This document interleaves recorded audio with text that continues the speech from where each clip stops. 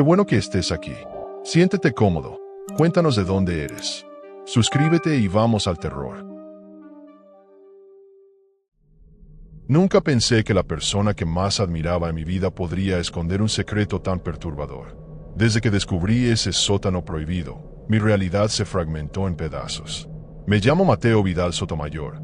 Tengo 17 años y vivo con mis padres en una casa de 2 plantas que comparte patio con la de mi abuelo Ernesto. Siempre fuimos inseparables. Él me enseñó a pescar, a reparar motores y a resolver acertijos matemáticos cuando nadie más tenía paciencia. Mi padre trabaja como contador en una empresa de seguros y mi madre es enfermera en el hospital regional, ambos con horarios tan exigentes que prácticamente crecí bajo la tutela de mi abuelo. Ernesto Vidal es un hombre de 74 años con una vitalidad envidiable, pelo canoso perfectamente peinado hacia atrás y unas manos grandes y callosas que delatan años de trabajo manual. Se jubiló como profesor de química en el instituto local, pero antes había sido médico militar según contaba. Siempre admiré su inteligencia y esa capacidad para resolver cualquier problema con calma inquebrantable. Tenía una manera de explicar las cosas que hacía que todo pareciera sencillo, incluso los temas más complejos. Nuestra relación cambió cuando yo tenía 9 años. Fue un sábado de verano particularmente caluroso y mis padres habían salido a una boda en otra ciudad. El abuelo me cuidaba como de costumbre, pero recibió una llamada urgente y tuvo que salir precipitadamente al supermercado. No tardaré más de 20 minutos, Mateo. Puedes ver la televisión, pero no salgas al patio ni entres a mi casa. ¿Entendido? Asentí obedientemente, pero apenas su coche desapareció, la prohibición se convirtió en una tentación irresistible. Su casa siempre había sido un segundo hogar para mí.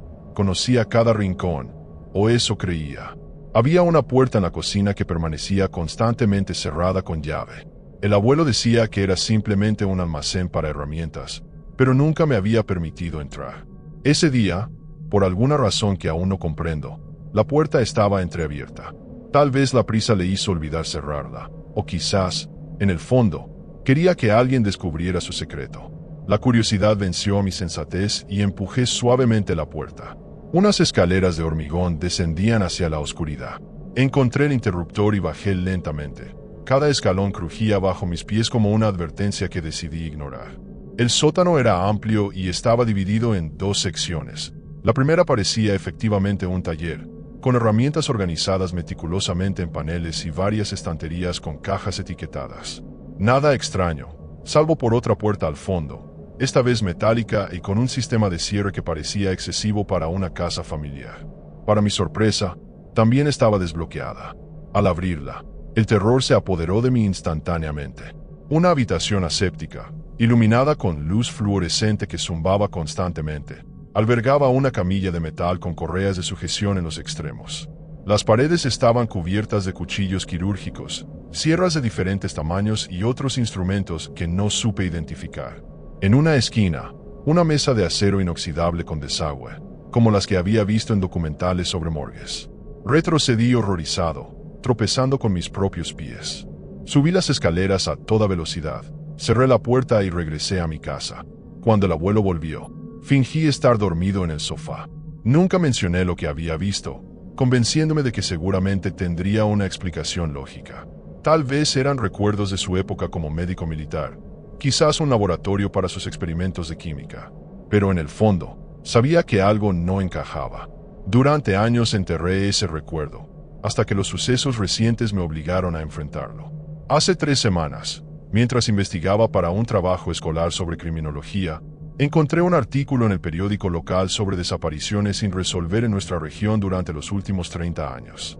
El patrón era escalofriante: personas solitarias, mayoritariamente vagabundos o viajeros, que simplemente se esfumaban sin dejar rastro. Los casos estaban separados por meses o incluso años, lo que dificultaba establecer conexiones.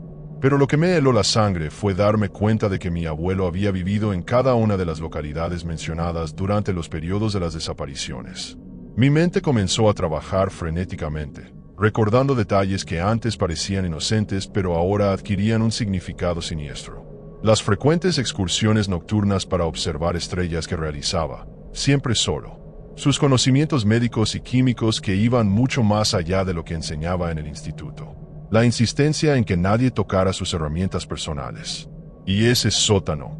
Esa habitación que parecía diseñada para algo mucho más perturbador que simples experimentos. Me prometí a mí mismo investigar más a fondo, pero con extrema cautela. Si mis sospechas eran ciertas, estaba viviendo junto al hombre que podría ser responsable de docenas de desapariciones. El mismo hombre que me había criado prácticamente como un hijo, que me había enseñado a atarme los cordones y a montar en bicicleta. La idea era tan terrorífica como absurda, pero no podía ignorarla. Tenía que descubrir la verdad, aunque eso significara enfrentarme al horror de que mi abuelo, mi mentor, podría ser un asesino en serie. No sabía por dónde empezar, pero estaba decidido a llegar al fondo del asunto. Comencé a prestar más atención a sus rutinas, a documentar sus salidas nocturnas y a buscar cualquier comportamiento sospechoso. Una parte de mí deseaba desesperadamente estar equivocado, que todo fuera producto de mi imaginación desbordada por demasiadas películas de terror. Pero otra parte, la que recordaba vívidamente esa habitación en el sótano, sabía que había descubierto algo peligroso y real. La primera fase de mi investigación consistió en observar meticulosamente a mi abuelo sin levantar sospechas. Comencé a visitar su casa con más frecuencia, ofreciéndome a ayudarle con tareas que normalmente rechazaba, como organizar su garaje o preparar la cena. Me sorprendió lo fácil que resultó. Él parecía encantado con mi renovado interés en pasar tiempo juntos. Últimamente estás muy atento, Mateo. Me recuerdas a mí mismo a tu edad, me dijo una tarde mientras compartíamos un café en su porche. Esas palabras provocaron un escalofrío que me costó disimular. Durante estas visitas, intentaba encontrar oportunidades para acercarme al sótano, pero la puerta siempre estaba cerrada con llave. El abuelo la llevaba en un llavero separado que guardaba en el bolsillo de su pantalón. Nunca lo dejaba a la vista. Una noche, mientras cenábamos, mencioné casualmente el sótano. Abuelo, ¿recuerdas cuando me enseñaste a reparar radios antiguas? Tengo una que encontré en el mercado de pulgas. Podríamos arreglarla en tu taller. Su mirada cambió instantáneamente, un destello de tensión que desapareció tan rápido que casi dudé haberlo visto. El taller está hecho un desastre. Mejor trabajemos en la mesa de la cocina, respondió con naturalidad. Además, hay humedad en el sótano. No es un buen ambiente para los circuitos. La excusa sonaba razonable, pero noté cómo su mano se dirigió instintivamente al bolsillo donde guardaba las llaves. Esta reacción solo aumentó mis sospechas. Necesitaba acceder a ese sótano nuevamente, confirmar si lo que había visto de niño seguía allí o si todo había sido producto de mi imaginación infantil. La oportunidad llegó una semana después. El abuelo mencionó que asistiría a una reunión de excolegas del instituto que duraría toda la tarde. Esperé a que se marchara y comencé a buscar la manera de entrar. Intenté forzar la cerradura con técnicas que había aprendido en internet, pero resultó inútil. El sistema era mucho más sofisticado de lo que esperaba para una simple casa familiar. Frustrado, recordé que mi abuelo siempre guardaba llaves de repuesto. Revisé meticulosamente cada cajón, cada libro hueco potencial, cada maceta. Finalmente, en el fondo de una caja de herramientas viejas en el garaje, encontré un juego de llaves etiquetadas con códigos que no entendía. Probé cada una en la cerradura del sótano hasta que la tercera encajó perfectamente. El familiar crujido de la puerta al abrirse me transportó instantáneamente a aquel día de mi infancia. Con el corazón latiendo desbocadamente, descendí por las escaleras, esta vez preparado para documentar lo que encontrara. Llevaba mi teléfono listo para tomar fotografías y una pequeña linterna para explorar rincones oscuros. El área del taller seguía prácticamente idéntica, aunque ahora podía apreciar detalles que mi mente infantil había pasado por alto. Había estanterías con productos químicos etiquetados meticulosamente, algunos nombres que reconocí de mis clases de química avanzada: formaldehído, ácido sulfúrico, hidróxido de sodio. También noté un calendario en la pared con fechas marcadas en rojo que se remontaban años atrás, aproximadamente cada 3 o 4 meses. Tomé fotografías de todo mientras avanzaba hacia la puerta metálica del fondo. Esta vez estaba cerrada con otro tipo de cerradura, más compleja. Ninguna de las llaves que había encontrado funcionaba. Examiné cuidadosamente el marco y noté un pequeño panel electrónico camuflado en la pared adyacente. Necesitaba un código de 6 dígitos. Intenté fechas significativas: el cumpleaños del abuelo, el mío, el aniversario de boda de mis padres. Nada funcionaba. Entonces recordé que mi abuelo siempre usaba la fecha de fallecimiento de mi abuela para sus contraseñas. Decía que era su manera de mantenerla presente. Introduje esos 6 dígitos y la puerta emitió un leve zumbido antes de desbloquearse. Lo que encontré confirmó mis peores temores. La habitación seguía allí, pero ahora estaba mucho más equipada. La camilla tenía un sistema hidráulico para ajustar su altura. Las paredes albergaban instrumentos quirúrgicos perfectamente organizados por tamaño y función, y había aparecido un armario refrigerado con frascos etiquetados con fechas.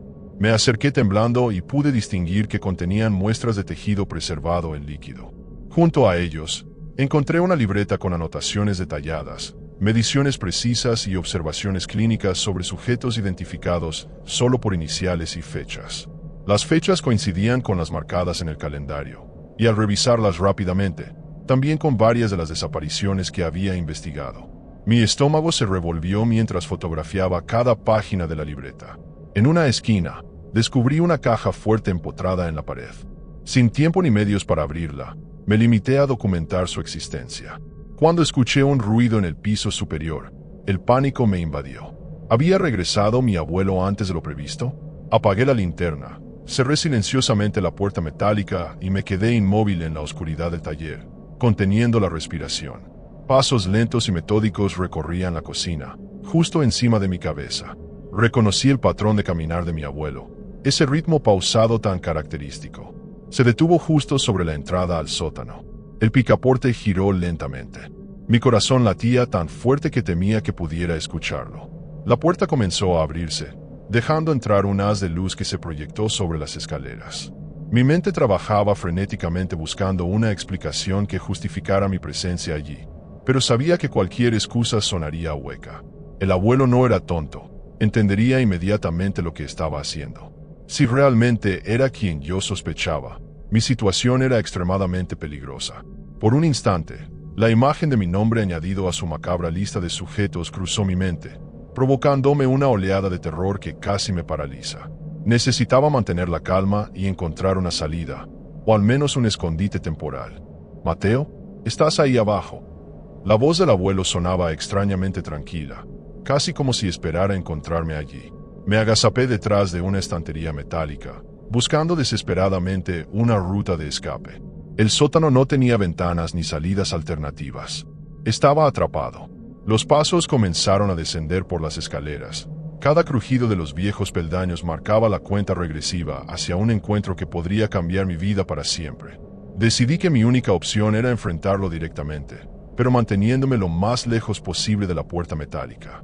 Salí de mi escondite, intentando parecer casual. «Hola, abuelo. Perdona que haya entrado sin permiso. Estaba buscando esas herramientas viejas que me mencionaste el otro día». La mentira sonaba patética incluso a mis propios oídos. El abuelo se detuvo a mitad de la escalera, su figura recortada contra la luz que venía de la cocina. Lentamente encendió el interruptor del sótano. Su rostro no mostraba sorpresa ni enojo, sino una extraña mezcla de resignación y curiosidad. Me estudió durante unos segundos que parecieron eternos. «Las herramientas están en el garaje, Mateo. Ambos sabemos que no es lo que buscabas aquí». Se acercó con pasos medidos mientras yo retrocedía instintivamente. «¿Qué crees que has encontrado exactamente?» Su tono era el mismo que usaba cuando me enseñaba ecuaciones complicadas, paciente y didáctico. Esa normalidad en un momento tan tenso resultaba más aterradora que cualquier amenaza. Mi espalda chocó contra la mesa de trabajo. No podía retroceder más. Sentí el frío metal de un destornillador bajo mi mano y lo agarré disimuladamente. «Vi tu laboratorio, abuelo. La camilla, los instrumentos, los registros y las fechas». Decidí jugar mis cartas, mostrarle que sabía demasiado para que una simple negación bastara. «Las desapariciones en el periódico coinciden con tus anotaciones. ¿Qué les hiciste a esas personas?» Mi voz temblaba, pero mantuve la mirada fija en él, buscando alguna reacción que confirmara mis sospechas. Durante un instante, su máscara de serenidad se agrietó, revelando algo oscuro y antiguo en sus ojos. Luego, sorprendentemente, sonrió. No era una sonrisa amenazante, sino casi orgullosa. «Siempre supe que eras especial, Mateo. Observador, meticuloso, capaz de conectar puntos que otros ni siquiera ven. Eres muy parecido a mí a tu edad». Se sentó en un taburete cercano, como si estuviéramos a punto de tener una de nuestras habituales charlas sobre ciencia o filosofía. Lo que has descubierto requiere una explicación, y mereces escucharla. Pero primero, ¿por qué no sueltas ese destornillador? No voy a hacerte daño. Eres mi nieto, mi sangre. Dudé, pero finalmente dejé la herramienta sobre la mesa, manteniéndome alerta. El abuelo asintió, apreciando mi cautela. Durante 40 años fui médico militar, como sabes. Lo que no sabes es que participé en programas de investigación clasificados. Estudiábamos los límites del cuerpo humano, su resistencia, su capacidad de regeneración. Cuando terminó mi servicio, me negué a abandonar mi trabajo. La ciencia oficial está limitada por restricciones éticas que impiden avances significativos. Yo decidí continuar por mi cuenta. Mientras hablaba, su voz adquiría un tono casi reverencial. Cada sujeto fue seleccionado cuidadosamente, personas sin conexiones, cuya ausencia no sería investigada a fondo. Nadie que pudiera ser extrañado. Sus sacrificios han permitido avances médicos que la ciencia convencional tardaría décadas en lograr. Hablaba de sus víctimas como si les hubiera hecho un favor, como si su trabajo justificara cualquier atrocidad. Me sentí físicamente enfermo, pero necesitaba mantenerlo hablando mientras procesaba esta confesión. ¿Sacrificios? Son personas, abuelo. Las asesinaste. Mi voz sonaba más firme ahora, alimentada por la indignación. El abuelo frunció el ceño, visiblemente molesto por mi caracterización. No es tan simple, Mateo. La muerte es solo un estado transitorio en mis investigaciones. Algunos sujetos han permanecido conscientes durante procedimientos que la medicina tradicional consideraría imposibles. He documentado respuestas neurológicas que desafían todo lo que sabemos sobre la conciencia humana. Hablaba como un científico discutiendo resultados experimentales, sin el menor rastro de culpa. Me di cuenta de que estaba ante alguien que había racionalizado completamente sus acciones. Para él, el valor del conocimiento obtenido superaba cualquier consideración moral. Era la manifestación perfecta del mal banal que habíamos estudiado en clase de filosofía. No un monstruo sediento de sangre, sino un hombre convencido de la rectitud de sus acciones, por horrendas que fueran. Y lo más perturbador era que parte de ese hombre también era quien me había criado con amor, quien me había consolado cuando estaba triste, quien me había enseñado a ver las estrellas. ¿Y ahora qué?, pregunté, intentando que mi voz no revelara el terror que sentía. ¿Qué piensas hacer conmigo? El abuelo me miró con algo parecido a la tristeza. Esa es la cuestión, ¿verdad? Ahora conoces mi secreto. No puedo permitir que lo compartas. Comprenderás que mi trabajo es demasiado importante. Se levantó lentamente y dio un paso hacia mí. Pero tampoco puedo hacerte daño, Mateo. Eres mi legado, más importante incluso que mi investigación. Extendió su mano hacia mí en un gesto casi suplicante. Tengo una propuesta. Únete a mí. Con tu inteligencia y mi experiencia, podríamos llevar esto a un nivel completamente nuevo. Te enseñaré todo lo que sé. Piensa en lo que podríamos descubrir juntos, en cómo podríamos cambiar el entendimiento humano sobre la vida y la muerte. Sus ojos brillaban con un entusiasmo genuino que me resultaba más aterrador que cualquier amenaza. Realmente creía que me estaba ofreciendo algo valioso, que podría convencerme de participar en sus horrores. En ese momento comprendí que no había vuelta atrás. Cualquier vínculo que aún sentía con mi abuelo se había roto irremediablemente. Ante mí no estaba el hombre que me había criado, sino un asesino que había perfeccionado su arte durante décadas, ocultándose tras la fachada de un amable profesor jubilado. Necesitaba salir de allí, alertar a las autoridades, pero también sabía que tenía que ser extremadamente cauteloso. Un hombre capaz de mantener semejante secreto durante tanto tiempo no se dejaría atrapar fácilmente. Necesito tiempo para procesarlo, abuelo, dije finalmente, intentando que mi voz sonara contemplativa en lugar de horrorizada. Es mucho para asimilar de golpe. Vi un destello de esperanza en sus ojos, la creencia de que realmente estaba considerando su oferta. Asintió comprensivamente. Por supuesto, Mateo, tómate el tiempo que necesites. Pero entiende que mientras tanto, tendremos que establecer algunas reglas.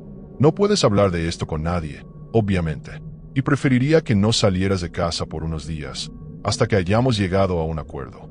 Las implicaciones de sus palabras eran claras. Estaba bajo vigilancia, prácticamente prisionero. Asentí, fingiendo aceptación mientras mi mente trabajaba frenéticamente, elaborando planes de escape. ¿Podemos subir?, Me siento un poco mareado. El abuelo sonrió comprensivamente y me guió hacia las escaleras, su mano en mi hombro en un gesto que antes me habría parecido afectuoso pero que ahora sentía como las garras de un depredador. Mientras subíamos, me preguntaba cuánto tiempo podría mantener esta farsa antes de que él descubriera mis verdaderas intenciones. Los 3 días siguientes transcurrieron en una extraña normalidad forzada. El abuelo mantuvo una vigilancia constante pero sutil. Canceló sus compromisos habituales y siempre encontraba excusas para estar cerca de mí. Mis padres, ajenos a todo, apenas notaron nada extraño. Estaban acostumbrados a vernos pasar tiempo juntos. «Qué bonito que aprovechen estas vacaciones para estar más unidos», comentó mi madre una mañana mientras nos veía desayunar juntos. Si hubiera sabido la verdadera naturaleza de esa unión, se habría horrorizado. El abuelo comenzó a compartir más detalles sobre sus investigaciones, como si la normalización gradual pudiera convencerme de la validez de sus acciones. Me mostró artículos científicos publicados bajo seudónimos que, según él, incorporaban hallazgos de sus experimentos.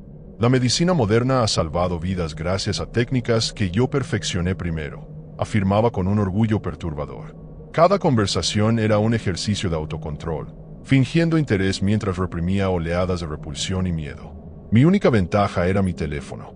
El abuelo, de una generación menos familiarizada con la tecnología, no pareció considerar que yo pudiera estar documentando todo. Cada noche, cuando finalmente me permitía retirarme a mi habitación, transcribía nuestras conversaciones y organizaba las fotos que había tomado en el sótano. Creé una carpeta encriptada y la respaldé en la nube. Si algo me sucedía, al menos quedaría evidencia. También investigué meticulosamente cada caso de desaparición que coincidía con las fechas de sus registros, construyendo un expediente que resultaría imposible de ignorar para las autoridades. En el 4.º día, el abuelo dio un paso inquietante. «Creo que es hora de que veas realmente en qué consiste mi trabajo, Mateo», anunció durante el almuerzo. «Esta noche tengo planeada una sesión importante. Un sujeto particularmente prometedor». Mi sangre se heló. Estaba sugiriendo que presenciara uno de sus experimentos, que me convirtiera en cómplice. Peor aún, ¿ya tenía a alguien cautivo en ese momento? La idea de que mientras comíamos tranquilamente, alguna persona estuviera sufriendo en ese sótano, quizás a metros de distancia, me provocó náuseas instantáneas. «No creo estar preparado para eso, abuelo», respondí, luchando por mantener la compostura. Su mirada se endureció levemente. «No es una sugerencia, Mateo. Es el siguiente paso necesario. Si realmente quieres entender mi trabajo, necesitas verlo en acción». Su tono no admitía discusión. Comprendí que mi tiempo se acababa. Pronto tendría que elegir entre convertirme en su aprendiz o en su próxima víctima. Necesitaba actuar esa misma noche, antes de la sesión que mencionaba. Elaboré un plan desesperado. Mis padres habían salido de viaje por trabajo y no regresarían hasta el fin de semana, así que no podía contar con su ayuda. Decidí que esperaría hasta que el abuelo se durmiera para escapar e ir directamente a la comisaría más cercana. Pero primero necesitaba recopilar más evidencia, algo tan contundente que la policía no pudiera ignorarlo. Y sabía exactamente dónde encontrarla, en la caja fuerte que había visto en el laboratorio. Esa tarde, fingí una aceptación gradual de la situación. «He estado pensando en lo que dijiste, abuelo. Tal vez tengas razón. La ciencia a veces requiere decisiones difíciles».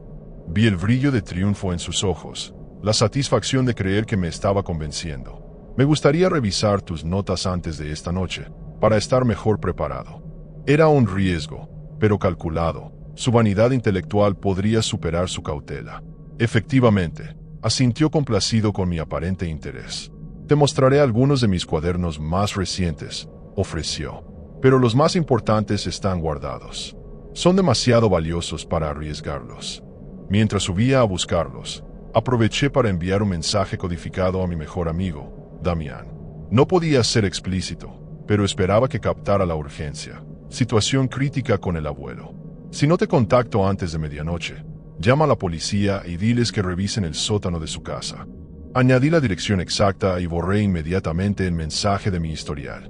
El abuelo regresó con varios cuadernos de tapa negra, similares al que había visto en el sótano pero con información menos comprometedora. Aún así, contenían suficientes detalles perturbadores para confirmar mis sospechas.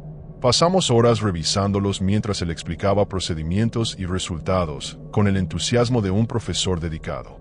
Cuando mencionó casualmente que su sujeto actual era un vagabundo que había recogido en la estación de autobuses 3 días atrás, tuve que controlar el impulso de salir corriendo. Alguien estaba cautivo en ese momento, probablemente en el sótano, esperando un destino horrible.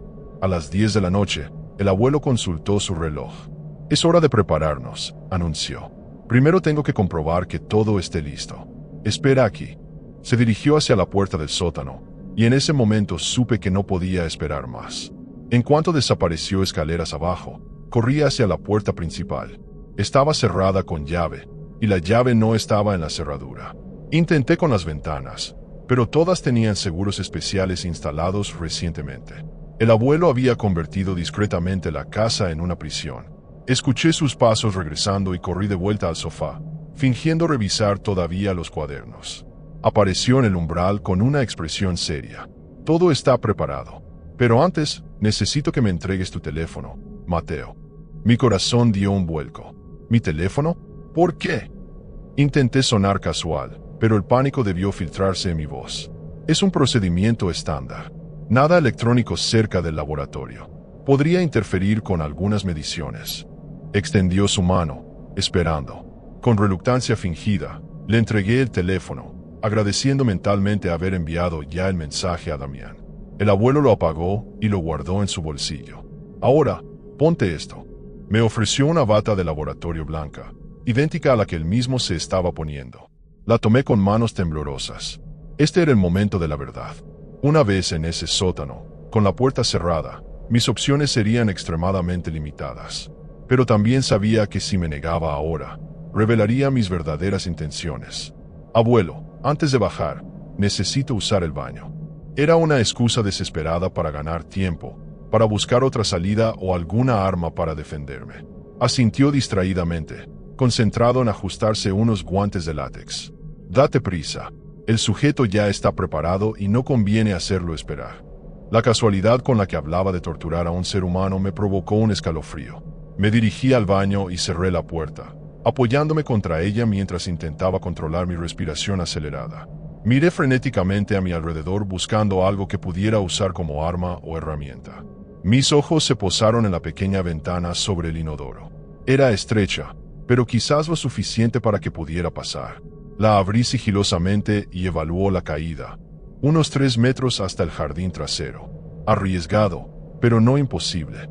Comencé a trepar cuando escuché los pasos del abuelo acercándose al baño. «Mateo, ¿estás bien?» Llevamos un horario ajustado. No había tiempo para dudar. Me deslicé por la ventana y dejé que mi cuerpo cayera, intentando rodar al impactar con el suelo para distribuir la fuerza. Un dolor agudo en mi tobillo me indicó que no había sido una caída perfecta, pero podía moverme. Escuché un golpe en la puerta del baño, luego el sonido de la cerradura abriéndose. «Mateo». El grito furioso del abuelo me dio alas. Cojeando pero impulsado por la adrenalina, corrí hacia la valla que separaba nuestro jardín del vecino. Mientras escalaba la valla, escuché la ventana del baño abrirse de golpe y la voz del abuelo, ya no amable ni didáctica, sino cargada de una furia helada. «No tienes idea de lo que estás haciendo, Mateo. Vuelve ahora y podemos solucionar esto». No miré atrás. Salté al jardín vecino y seguí corriendo, ignorando el dolor pulsante en mi tobillo. Las calles estaban oscuras y prácticamente desiertas a esa hora. Necesitaba llegar a un lugar público, encontrar ayuda, antes de que él me alcanzara. Corrí por calles desiertas durante lo que parecieron horas, aunque probablemente fueron solo minutos. Cada sombra proyectada por las farolas me parecía la silueta del abuelo, cada sonido nocturno un indicio de su persecución. Mi tobillo protestaba con cada paso, pero el terror era un anestésico efectivo contra el dolor. Necesitaba llegar a la comisaría del distrito, ubicada a unos 3 kilómetros de casa. Sin teléfono, sin dinero y con un asesino en serie pisándome los talones. Era la noche más angustiante de mi vida. Al doblar una esquina, vi las luces de una gasolinera abierta a las 24 horas. La salvación temporal. Entré cojeando, provocando que el empleado levantara la vista con suspicacia. «Necesito usar su teléfono, por favor». «Es una emergencia», supliqué, consciente de mi aspecto desaliñado, sudoroso y evidentemente alterado. El joven tras el mostrador, apenas mayor que yo, Pareció dudar. ¿Estás bien, chico? Pareces en problemas. No tenía tiempo para explicaciones elaboradas. Mi abuelo está intentando matarme. Necesito llamar a la policía. La incredulidad en su rostro era evidente, pero algo en mi desesperación debió convencerlo. Me tendió su teléfono personal. Mis dedos temblaban tanto que tuve que intentar 3 veces marcar correctamente el número de emergencias. Cuando finalmente respondieron, las palabras salieron atropelladamente. Mi nombre es Mateo Vidal Sotomayor. Mi abuelo es un asesino en serie. Tiene a alguien secuestrado en su sótano ahora mismo. Por favor, envíen ayuda a la calle Roble número 47. La operadora intentó calmarme, pidiéndome más detalles. Le expliqué brevemente sobre la habitación oculta, los registros, las coincidencias con las desapariciones. ¿Dónde estás ahora?, preguntó. Le di la dirección de la gasolinera. Quédate ahí. Una patrulla está en camino. No te muevas. Justo cuando terminaba la llamada, vi por el ventanal frontal los faros de un coche que se detenía frente a la gasolinera. Mi corazón se detuvo cuando reconocí el viejo Volvo del abuelo. «Está aquí», susurré horrorizado, arrastrando al empleado detrás del mostrador. «Mi abuelo, por favor, no le digas que estoy aquí». El joven, ahora plenamente consciente de la gravedad de la situación, asintió nerviosamente. La campanilla de la puerta sonó cuando el abuelo entró. Desde nuestro escondite, podía ver sus zapatos moviéndose metódicamente por los pasillos. Llevaba algo en la mano que brillaba bajo las luces fluorescentes, una jeringa. «Buenas noches, joven», escuché su voz, engañosamente amable. «Estoy buscando a mi nieto. Un chico de 17 años, cabello castaño, probablemente parece alterado. Es esquizofrénico y ha olvidado tomar su medicación. Estoy muy preocupado por él». La mentira fluía con naturalidad, respaldada por décadas de práctica en el engaño. El empleado, para su crédito, mantuvo la compostura. «No he visto a nadie así, señor. Soy el único aquí desde que empezó mi turno». El abuelo guardó silencio unos segundos. Casi podía visualizar su expresión, evaluando la veracidad de esa respuesta. «¿Le importa si echo un vistazo? Podría haberse escondido sin que usted lo notara». Antes de que el empleado pudiera responder, escuchamos el sonido inconfundible de sirenas acercándose. La tensión en el ambiente cambió instantáneamente. Los zapatos del abuelo se dirigieron rápidamente hacia la puerta. «Parece que tienen una emergencia cerca. Volveré más tarde». El sonido del motor del Volvo alejándose coincidió con la llegada de 2 patrullas policiales. Salí de mi escondite justo cuando los oficiales entraban en la tienda. En los siguientes minutos, relaté mi historia mientras me conducían a uno de los vehículos. Inicialmente percibí escepticismo en sus rostros, pero cuando mencioné detalles específicos sobre los casos de desapariciones, su actitud cambió. «Tenemos que ir a la casa ahora mismo», insistí. «Hay alguien allí, en el sótano, y mi abuelo está huyendo». El operativo se organizó con sorprendente rapidez. Una patrulla me llevó a la comisaría para tomar mi declaración formal y para que estuviera seguro, mientras otras unidades se dirigían a la casa del abuelo. Me sentía simultáneamente aliviado y aterrorizado. ¿Llegarían a tiempo para salvar al sujeto? ¿Lograrían capturar al abuelo? La oficial que tomaba mi declaración intentaba mantenerme centrado en los hechos, pero mi mente saltaba constantemente a escenarios catastróficos. 2 horas después, el jefe de policía entró en la sala de interrogatorios con expresión grave. «Hemos registrado la casa de tu abuelo», informó. «Encontramos el sótano tal como lo describiste. La habitación oculta, los instrumentos, todo». Mi corazón dio un vuelco. ¿Y la persona secuestrada? «Está bien». El oficial hizo una pausa. «Encontramos a alguien en la camilla. Un hombre, probablemente indigente por su apariencia. Estaba inconsciente pero vivo, con marcas de restricción en muñecas y tobillos. Lo han llevado al hospital». Un alivio momentáneo me invadió, pero fue rápidamente reemplazado por otra preocupación. ¿Y mi abuelo? La expresión de policía se tensó. «Todavía no lo hemos localizado. Su coche fue encontrado abandonado cerca del puente del río, a unos 10 kilómetros de aquí. Hemos establecido controles en carreteras y estaciones. Es solo cuestión de tiempo». Pero en sus ojos vi la duda. El abuelo había eludido detección durante décadas. Sabía cómo desaparecer. Los días siguientes fueron un torbellino de declaraciones, entrevistas con detectives y descubrimientos cada vez más perturbadores. Las autoridades encontraron los cuadernos detallados del abuelo, preservados en cajas herméticas dentro de la caja fuerte que finalmente lograron abrir. Documentaban meticulosamente 47 sujetos a lo largo de 3 décadas. La mayoría había muerto durante los procedimientos, aunque algunos habían sobrevivido periodos sorprendentemente largos bajo condiciones que los investigadores describieron como inhumanas. La noticia estalló en los medios nacionales. Profesor jubilado acusado de ser uno de los asesinos en serie más prolíficos del país.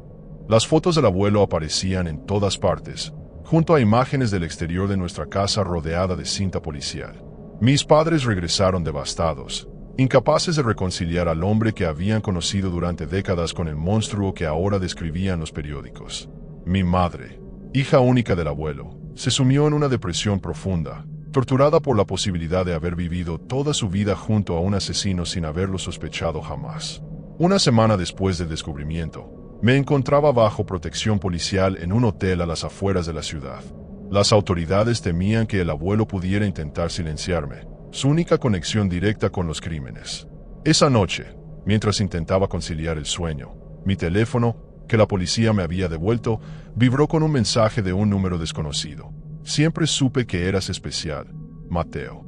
No solo por tu inteligencia, sino por tu determinación.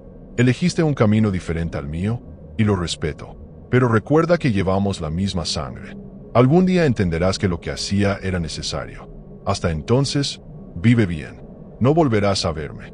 La policía rastreó el origen del mensaje a un cibercafé en la frontera, pero cuando llegaron, el abuelo ya había desaparecido. Las semanas se convirtieron en meses. La búsqueda continuó, extendiéndose internacionalmente, pero sin resultados. El carnicero del sótano, como lo apodaron los tabloides, se había esfumado. El hombre rescatado de la camilla, identificado como Rafael Moreno, un trabajador migrante sin documentación, se recuperó físicamente pero quedó con profundas cicatrices psicológicas. Su testimonio añadió detalles horripilantes a la ya macabra historia. Hoy, un año después, vivo con mis padres en otra ciudad, bajo identidades diferentes. El caso sigue abierto, pero la intensidad de la búsqueda ha disminuido inevitablemente con el paso del tiempo. Los criminólogos estudian los cuadernos del abuelo, descubriendo métodos que, como él había afirmado, adelantaron aspectos de la medicina forense y quirúrgica, aunque a un costo humano inimaginable. Algunos de sus hallazgos, desvinculados de sus métodos atroces, han sido publicados anónimamente en revistas científicas.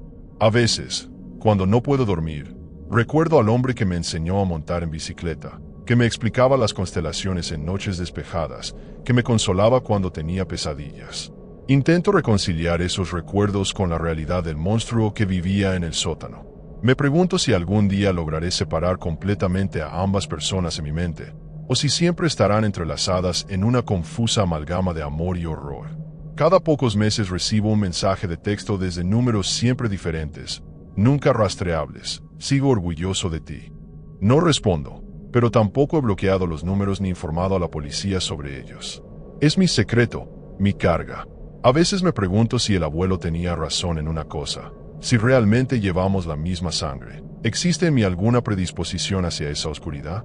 Es una pregunta que me atormenta mientras escruto mi reflejo cada mañana, buscando en mis ojos algún indicio de ese abismo que consumió al hombre que una vez amé y ahora temo. El hombre que me crió y me traicionó, mi abuelo, el asesino del sótano.